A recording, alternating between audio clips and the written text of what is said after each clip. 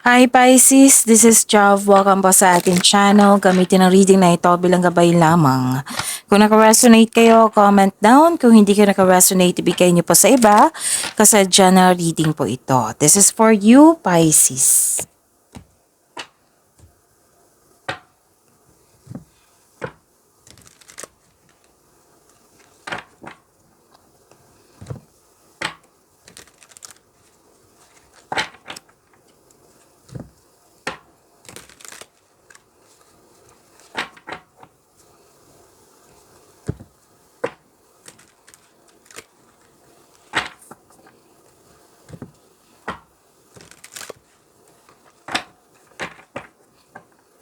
Para po ito sa iyo, Pisces.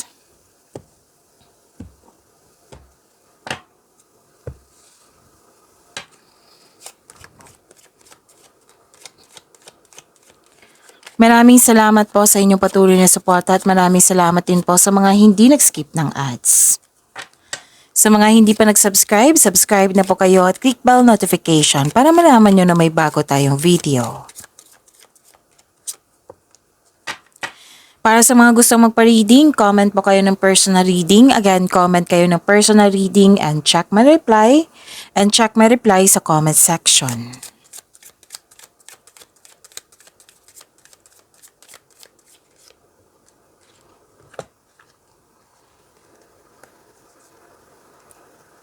Okay. May special event, public event, pagtipon-tipon, meeting, reunion, grupo ng tao nag-uusap. Party. Yan yung nakikita ko. May companion, may sinamahan ka ng favorite person mo. Yung napatunayan niya sa iyo na very loyal siya sa iyo. Oo, very loyal siya sa iyo at very supportive siya sa iyo. Na natuwa ka sa kanyang pinakita, napatunayan niya sa iyo eh. Oh, natuwa ka. Ang ilan sa inyo makakatanggap ng what I meant is yung magkaroon kayo ng kasamahan, bagong kaibigan, na magaan ang loob mo sa kanya, or di kaya bagong pet or bagong gamit na magbibigay ng pampers sa iyo. Transformation nakikita ko dito. Ending with new beginning. Pwedeng may nahirapan ka sa isang tao na mahirap kausap or sobrang stricto. Pwede din na yung nahihirapan ka, nabibigatan ka, pwedeng sa tao, sa bagay, sa sitwasyon, at tinulungan mo yung sarili mo. Oo, para magkaroon ng, yung nag-let go ka, tapos para magkaroon ng transformation. Yan na po yung ending with new beginning. Pwedeng separation po ito. Separation na put boundaries, end of contract ba to, closure ba to, space ba ito, pwedeng literal na separation, pwedeng umalis, tumiwalag, nag-put closure, end of contract, kung anong pa yan, na-end talaga. Okay? Mismo kayo ang nag-decide nito. Nagpasya kayo.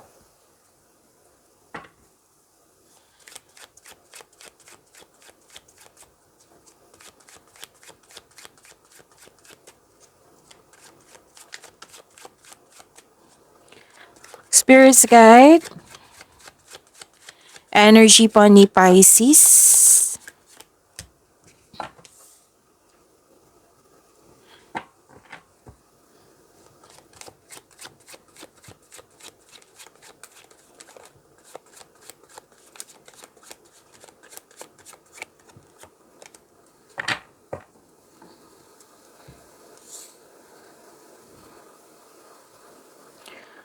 Kung may napansin kayo repeating message, meaning to say pinupush ng cards nyo yan. Like for example, nanood kayo sa isang video reading nyo at dito rin at may napansin kayong repeating message. Yan po yung pinupush ng cards nyo na kailangan nyo pong bigyan ng atensyon, solusyon at aksyon kung maaari po. So, ano yung energy ni Pisces? May nalaman kayong katotohanan. Truth, clarity, nagkaroon ng balanse, nagkaroon ng cause and effect, eternal justice, fairness, may justisya na parating sa iyo, Pisces. So this card asks you to use your logic and remain objective dahil ito ay nakatulong na ma-uncover mo ang katotohanan sa isang sitwasyon.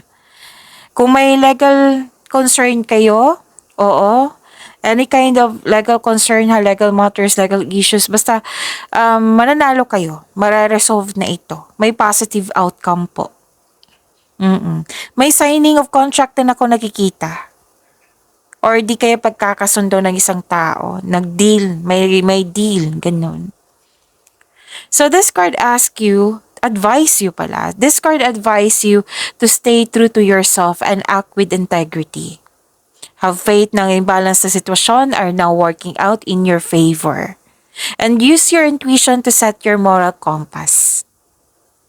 At ang sabi ng card dito, na naging busy kayo sa inyong trabaho, sa mga ginagawa dyan, sa passion ba to, sa trabaho ba to, kailangan po ng balanse. Like, panahon sa sarili, panahon sa pamilya, panahon sa partner.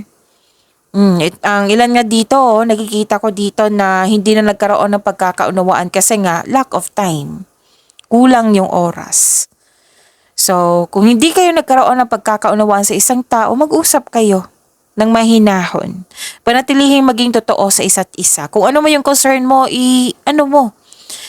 sabihan mo siya. O i-discuss nyo, ayusin yung dalawa. Para magkasundo kayo. Gawa kayo ng adjustment para magkasundo kayo. So, maaring may challenges dito, lalo na sa trabaho. Huwag kayo mag-alala kasi positive outcome talaga. Any kind of negotiation, job interview ba to? Any kind of negotiation po, magkakaroon po ng success. Magiging successful po ito. Sa pinansyal, mabalanse mo ng kaperahan mo at mas mai-improve pa ito.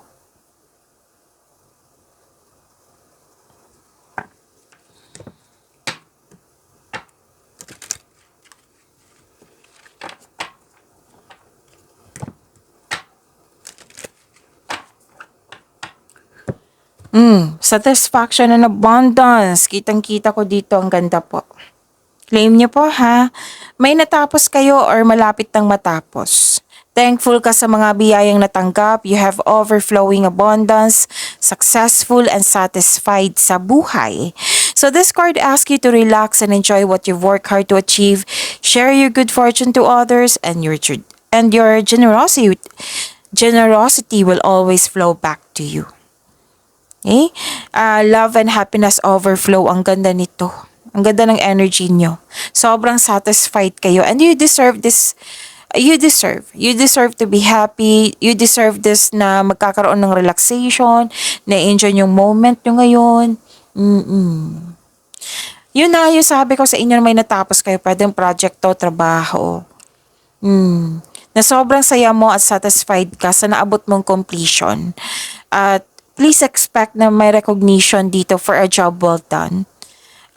May nakita rin akong promotion dito. So, alam nyo naman kung ano yung promotion, di ba? Pwedeng literal, pwedeng pagtaas ng kita, sweldo, allowance, pwedeng maraming orders, kliyente, customer, project, ano pa. Basta pag promotion, oo. Following intuition and honoring your ideas, it will lead you to increase prosperity and abundance po. So, claim nyo ha, ang ganda nito. Your health is improving also. And you're welcoming overall feelings of happiness and joy. So, make a wish and continue to follow your intuitive guidance on your path. So, this card signals abundance in all areas of your life. Ang ganda. Claim nyo po. Pisces.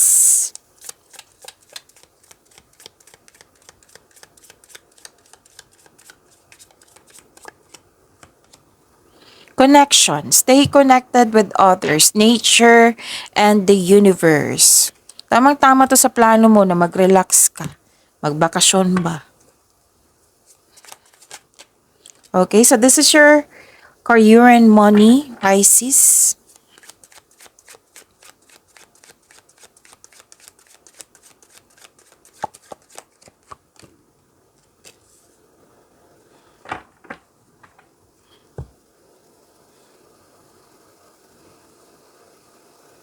Okay, sa career and money nyo po, Pisces. Defensiveness, assertiveness, nanindigan. Strat plan nakikita ko dito eh. May ganap na negotiation, 'di ba? Dito sa energy nyo at lumabas din siya dito sa inyong career and money. May ganap na negotiation, 'di ba? Sabi ko kanina positive outcome. Yes. Still, yan yung sinabi ng card nyo dito. So that is a different card but the same message. So pay attention, ang ganda nito. May ganap na negotiation for any kind of negotiation na nagkaroon ng positive outcome. Pwedeng pag-raise ng allowance, sweldo, kontrata ba ito, magkakaroon po ng successful agreement. Challenges may arise in your career and money, pero temporary lang po ito, malalampasan mo rin ito. Positive outcome eh, oo. So dito tayo mag-focus. Positive outcome. Pero haharapin mo to, mga challenges na ito. Haharapin mo to, katapangan at kumpiyansa ang nakikita ko dito. May ganap din na pinagtanggol mo yung kasamahan mo laban sa iba. Tapos may reminder ang card nyo dito na ang pagtutok sa problema ay magdudulot sa iyo ng pagtigil. So at least alam nyo na. Kung may problema, wag kayo, hindi ibig sabihin na tumigil kayo. Move forward pa rin. Okay?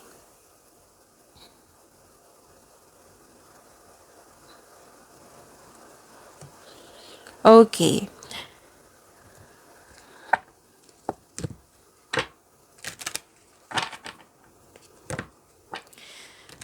May biglaang pagbabago. Mas lumawak yung ambisyon mo sa buhay. Oo. Huwag kayong mag-alala sa pagbabago na ito ha, kasi makasuporta to sa yung growth and expansion. May biglaang pagbabago na parating sa yung pinansyal, lalo na sa pinansyal nyo. So always expect the unexpected. Abundance pa rin nakikita ko dito eh. Ang ganda. Abundance, success, yan yung nakikita ko. May parating po, makaka-receive kayo ng malaking pera or an expected job opportunity. Ang ganda, di ba? The advice is you will need to be patient. Huwag kang mag-alala, darating po ito. Bagay na yung pagbubungang mabuti ang parating. Bagay po. So, abundance and success. Sabi ng card, be happy with the results. Be happy. Okay? Be happy with the results of your actions.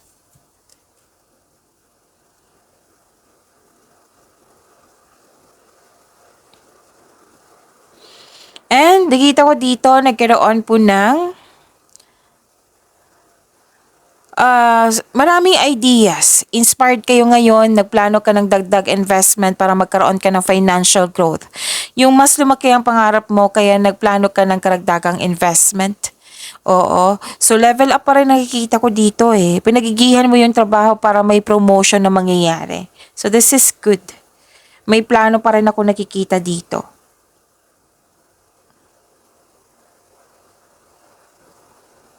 Ang sabi ng card dito, magaling kayo na leader.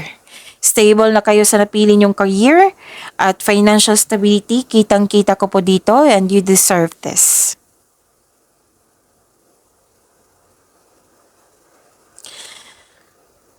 Ang advice ng card nyo dito to achieve a success in career and money, kailangan mo mag-focus with determination and clear intention. Ito na ang oras na magkaroon ka ng konkretong plano.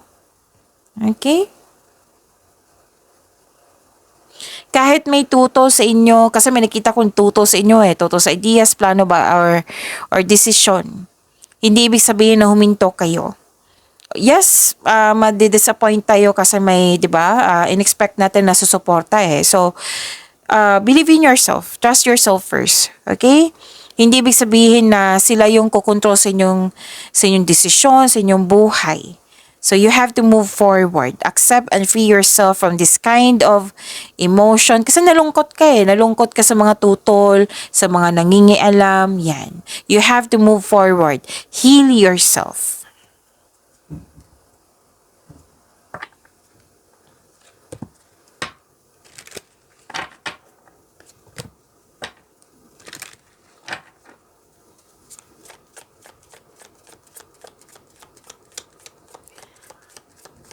Career and money. Okay, message po. Okay. A major phase in your life is ending. Embrace the new. Kasi nga, may biglaang pagbabago dito. So, may ending yan. So, ending with new beginning, which is nag-clarify din siya dito. Natandaan nyo na may ending with new beginning. So, let go of the past to focus your energy on what lies ahead. So, let go mo na yung kahit mag-adjust man yan, kung ano man yung mga concern mo, let go mo na. Oo. At mag-focus kayo sa ma-control nyo. Mag-focus kayo sa present, kumbaga.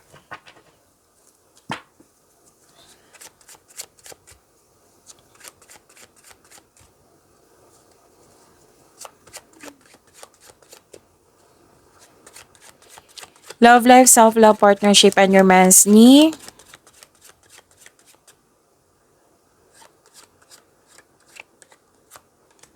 Pisces.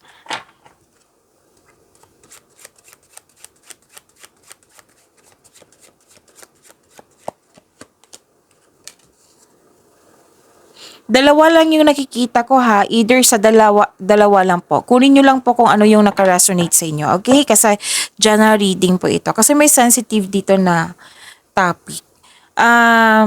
May nakita kasi ako ditong pwedeng tuto sa inyo, which is sinabi ko rin dito sa career and money mo. Tuto sa iyo or di kaya may concern sa third party. Pwede din na may naging controlling person, naging toxic.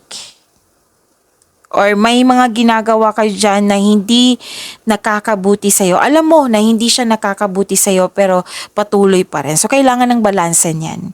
Kailangan po ng freedom, kailangan ng recovery.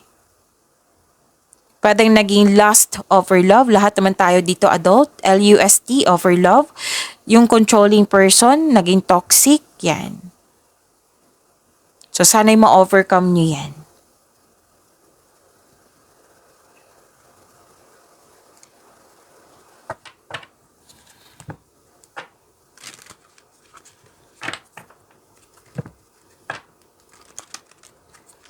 Sa mga single, ideal type nyo po is romantic partner who is fun and outgoing, talkative, and ready to have adventures. Mas nangingibabaw, pwede rin naman na ibang sign. Pero mas nangingibabaw yung energy ng earth signs dito, Taurus, Virgo, and Capricorn. Fire signs, Aries, Leo, Sagittarius. Para sa mga relasyon, sa buhay mag-asawa, wala naman ako nakikitang problema dito. Oo, masaya kayo at stable. Makaka-receive kayo ng good news ha. Oo.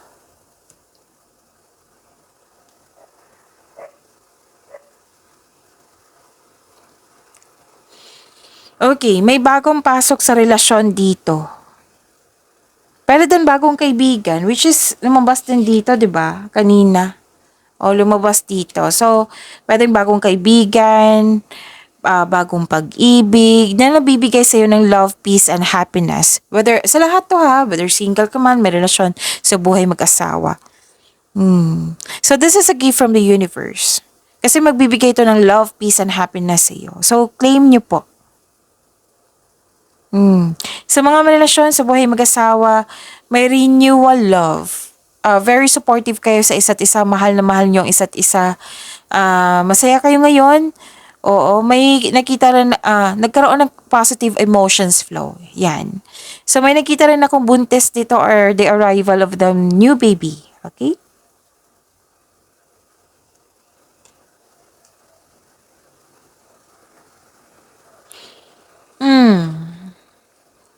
Okay, may nakita kasi ako dito na something na pwedeng loss of connection, hindi kayo hibuan, loss of things or loss of opportunity na nalungkot ka. So, sana'y ma-overcome niyo po ito. I-process niyo po daw yung nararamdaman. Oo, nabigat ang nararamdaman. Kailangan mong magkaroon ng healing. Sabi ng card niyo po. At, nakita ko dito na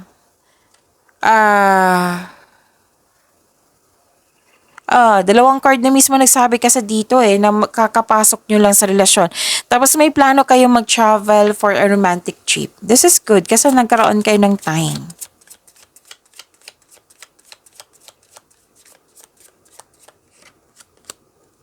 Romance. Romantic surprises are on the horizon. Be open to them.